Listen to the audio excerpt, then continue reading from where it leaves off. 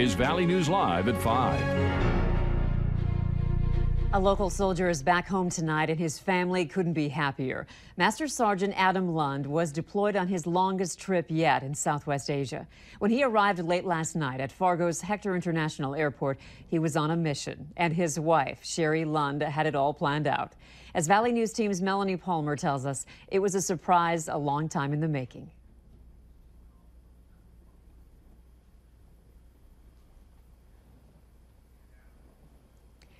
We apologize. We are working on getting that story for you. Sounds like we've got it right now.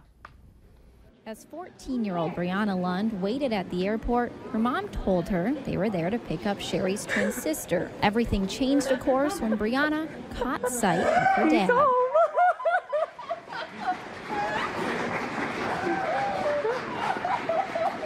But even with the oldest daughter and his wife by his side, the mission for the Master Sergeant was far from over. You see, after Lund's flight came in last night, he snuck in the house and kept himself hidden. He had a surprise appearance he was planning on making, and his other daughter, Kira, happened to have a special speech. I haven't seen him in about 200 days, and he's gone because he's in the military, so he is deployed, and that is why I want to see him more. Kira, you don't have to miss him anymore. Turn around. During Lund's deployment overseas, he missed some family events, but it makes moments like this all the more special when a father and an unsuspecting daughter reunite. Despite all the smiles, applause, and good feelings for the Lunds, something was missing. And with that, off they went. One more stop, this time to find Adam's sixth grader at Liberty Middle School, Maya.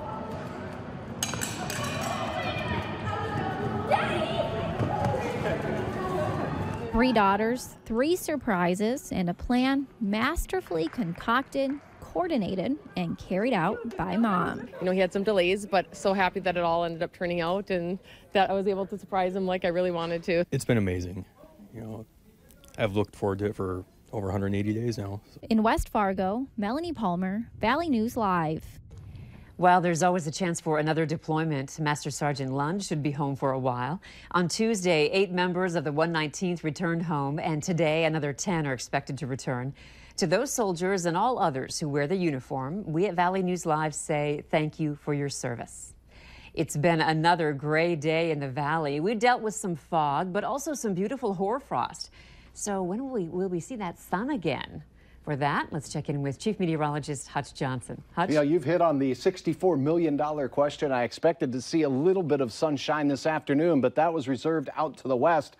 And take a look at that frost that formed on the upwind side of the trees today. Just beautiful. You're looking at the Lindenwood Park area there by the I-94 bridge. This evening, still low clouds, some areas of haze and fog. Satellite shows we'll be socked into the cloud cover for much of the night, although there is a little clearing in South Dakota. We definitely will have a concern for some fog. Particularly right now, we're seeing reduced visibilities out to the east, around a mile or so from Wadena south. Temperatures fairly steady, low 30s and cloudy skies. Southeast winds 15 to 25 miles per hour, so it'll be breezy and cool this evening here in the FM area. Grand Forks much the same. And yes, dense fog will be a pesky thing overnight once again. I'll have details on our fabulous Friday forecast, and we'll look into the weekend ahead here in just a few moments. All right. Thanks, Hutch. You bet. A Fargo woman has been sentenced to 2.5 years in prison in the death of a man who fell from the hood of the car she was driving. 28-year-old Alicia Johnson pleaded guilty to reckless endangerment and leaving the scene of an accident involving death. And prosecutors dropped a manslaughter charge.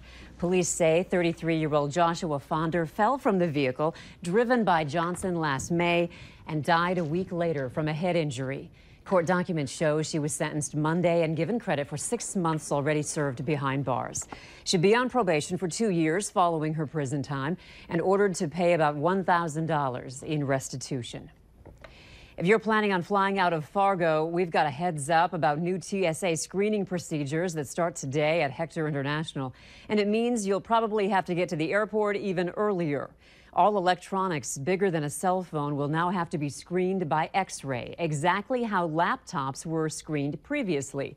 You'll also have to remove your bag of liquids, gels, and aerosols that was previously screened on carry-on luggage. TSA officials say they also expect to see more bag checks, and because of that, they recommend getting to the airport 2 hours before your flight is scheduled.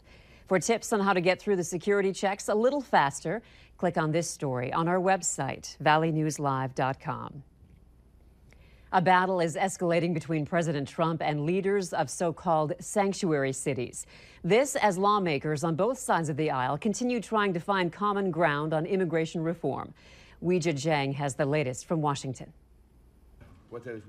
President Trump met with world leaders in Switzerland Wednesday as lawmakers back on Capitol Hill continued hammering away on an immigration deal. I know what I would support is a limited bill with DACA and an element of border security in it. I think there's a strong consensus that we want at a minimum to ensure that there's a legal status for people that are on DACA now. DACA, which expires in March, protects nearly 700,000 immigrants who were brought to the U.S. illegally as children.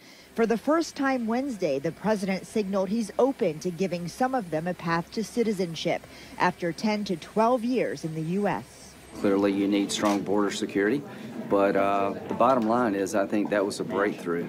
Since taking office, President Trump has been cracking down on sanctuary cities as part of his plan to fix the nation's immigration system. Just this week, the Justice Department sent letters to nearly 24 states and cities demanding documents from local law enforcement agencies to check if they are illegally withholding information from U.S. immigration authorities or risk losing federal funds. I came down here ready to have a serious meeting, and what I got was a publicity stunt from the Trump administration. In response, mayors from some of those cities, including one Republican, boycotted a meeting with the president at the White House. The mayors who choose to boycott this event have put the needs of criminal illegal immigrants over law-abiding Americans. On Monday, the White House plans to release a legislative framework on an immigration deal. Weijia Jiang, CBS News, Capitol Hill. Immigration policy is expected to be a main topic of President Trump's first State of the Union address next Tuesday.